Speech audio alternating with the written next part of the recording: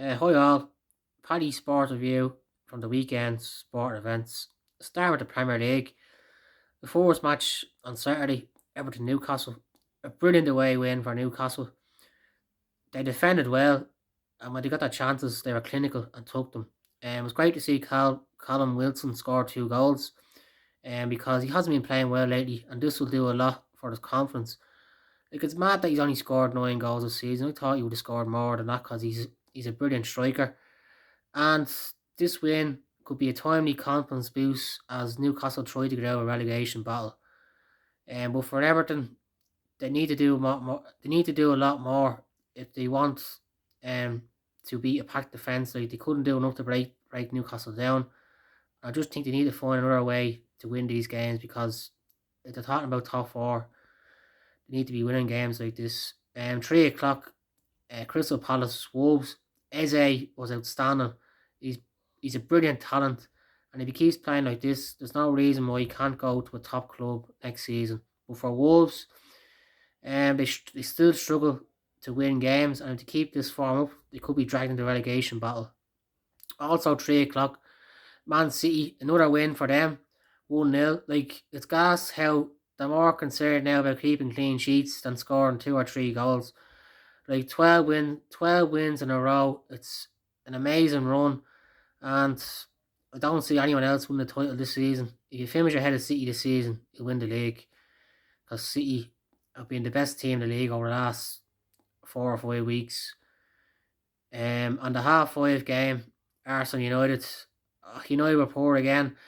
They lack belief in these games. Like, I watched their last 2 away games against Liverpool and Arsenal, and I'm more concerned in keeping a clean sheet than actually going forward. You need to win these games if you want to get to the next level. Like, and everybody said, "Oh, United for the league." Like, you've seen over the last week, only 1 point out of 6. Like, their big players have gone a bit missing in games. The likes of Bruno Fernandes, the likes of Pogba. They need to find a way in these games to win because these are the type of games you have to win if you're seriously thinking about winning the league. But for Arsenal to get 4 points off United this season is brilliant. They've improved over the last few months under Arteta, and he's starting to sign a few players, so he's putting his own stamp on the team. And Arsenal could challenge next season if they keep playing well. And also on Saturday, the late match, Southampton Villa. A lot of controversy in this game. Like, how is that not a penalty? Like, the handball, like, just because it hits your thigh for your hand, like, the rules need to change. Not good enough. And even the offside goal, like, I think your whole body should be offside, not just your arm. It should benefit the attackers more. But it was a good win for Villa. Barkley has been outstanding for Villa since he signed them, and this form could get him in the England squad if the Euros goes ahead. On Sunday, uh, Thomas Tuchel got his first win for Chelsea as they beat Burnley 2-0. Um, it says a lot when your fullbacks have to score to win a match. Like, I know this result could give them the confidence for the next few months, but I think they've lost too much ground over the last few weeks, and Chelsea will do well to finish in the top four this season. On to Leicester against Leeds. Like, Leeds were brilliant in this match going forward. Like, they attack at all costs, which is great to see. And if you ask anyone who they love to watch, they'd rather watch Leeds than watch their own team. And Bamford's performance in this match was brilliant. 2 assists, and the goal he scored was outstanding.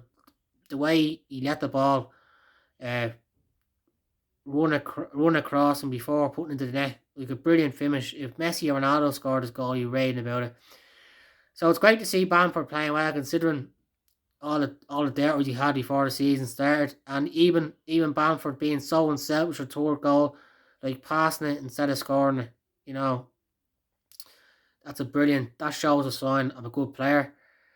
But for Leicester, kind of reality check, to be honest, because, like, I didn't think they had enough to be winning league. And it'd be interesting to see how they get on without Vardy because, like, they're not the same team without him.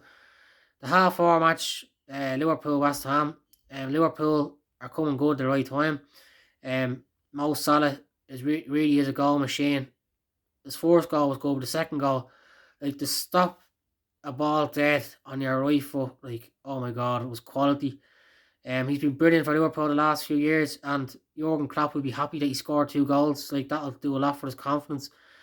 And Jurgen Klopp says that Liverpool are only playing for top four. I don't buy that at all. Like, if anyone can stop City from winning the league, I think it's Liverpool, because I think they're the next best squad in the league. And the late match, um, Brighton Spurs. Brighton played really well. They scored 1 goal, could have scored 2 or 3, but Spurs are poor. Their defending over the last few weeks hasn't been good enough, and if they're without Kane for a few weeks, I think they will struggle to score goals, and I don't think that Spurs have enough in them to finish in the European places this season.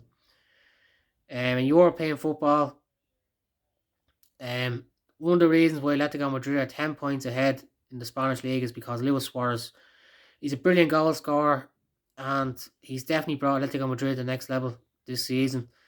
And Gnabry with Bayern Munich, it's great to see a young player playing well, considering like Arsenal let him go. Like, he's playing with so much confidence now, and this is one of the reasons why he's added goals this game. He's a brilliant player, and I hope that he keeps playing Bayern and they don't let him go.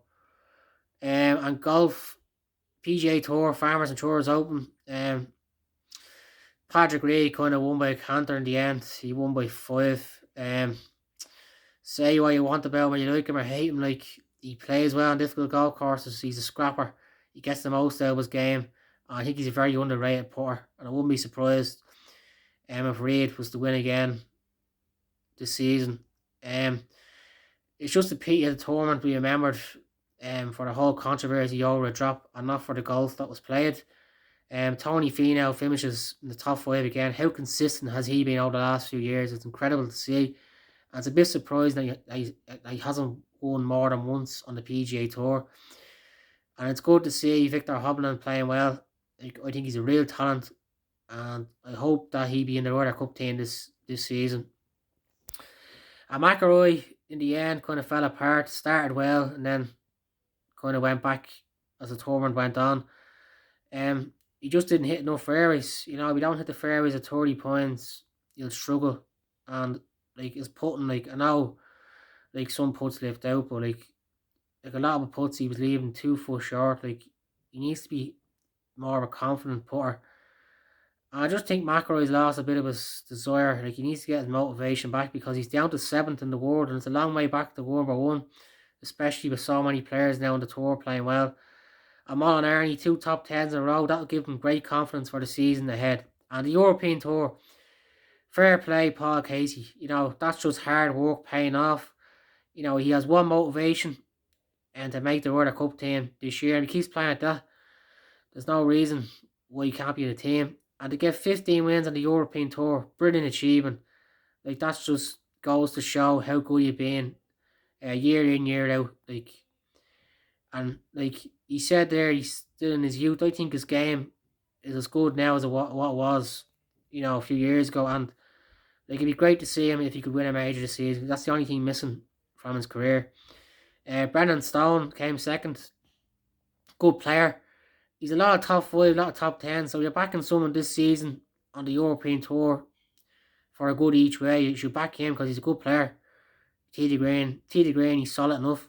And McIntyre would be disappointed he didn't win, because he said himself that was one that got away. Like, it's just mad. Like, he missed like a putt from about like 1 foot on one of the holes, and just like he gets a short putt a few holes later. It's just mad how your mental game affects golf. But as he said himself, if he keeps playing well and he keeps putting himself in positions, there's no reason why he can't. There's no reason why he won't turn one of his good finishes into a win, because he's a good player. And it was good to see Harrington get a good finish. He said before the start of the week he had no expectations, so it's good to see him playing well. So I hope you enjoy the weekend's action. Thank you.